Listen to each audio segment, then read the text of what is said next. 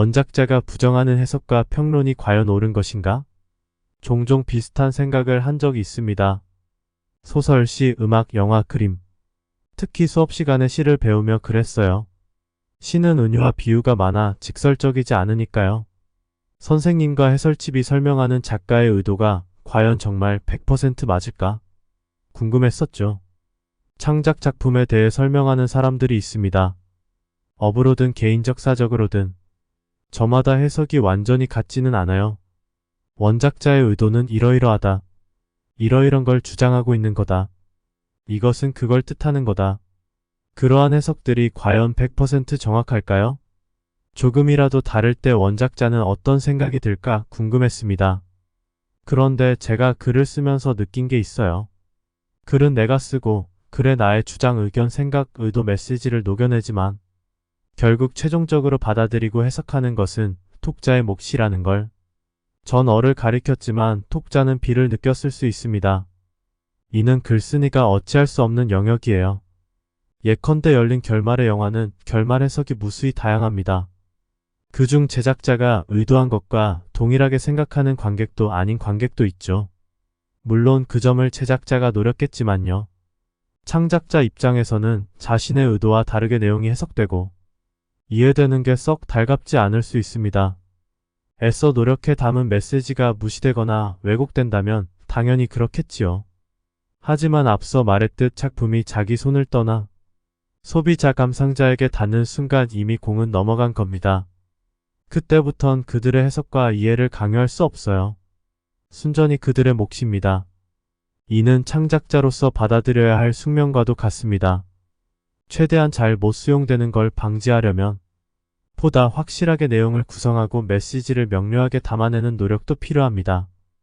글을 쓰다 보니 최근 읽은 양희은 작가의 책 그럴 수 있어 내용 하나가 떠올랐어요. 그야말로 목골이 송연해진다는 게 이런 걸까? 온몸에 소름이 돋아 머리끝까지 쭈뼛했다. 시위대가 한 목소리로 부르는 아침 이슬은 내가 부른 그 노래가 아니었다. 어떻게 이 노래가 이렇게 불릴 수 있을까? 이런 노래가 아닌데. 내가 불렀던 노래와 전혀 다른 느낌이었다. 아침 이슬은 서울대 미대에 재학 중인 김민기 선배가 국립 4.19 민주묘지 근처에 살 때 만든 곡이다. 작업이 풀리지 않아 멍하니 창밖을 보고 있는데 작은 묘지들이 눈에 들어오더란다. 그렇게 만들어진 노래를 당시 엄마의 빚에 굿업을 치르고 있던 내가 서러움 모두 버리고 나 이제 가노라라는 가사 좋아 부른 노래였다. 훗날 한 인터뷰에서 김민기 선배가 그 노래가 내 몸에서 나간 것이긴 한데 나간 것의 팩배가 되어서 돌아오면 내 몸이 버거울 수밖에라고 한 것을 읽은 적이 있는데 그때 내 마음도 그랬다. 한참 세월이 지난 후에야 이게 노래의 사회성이구나 깨달아졌다.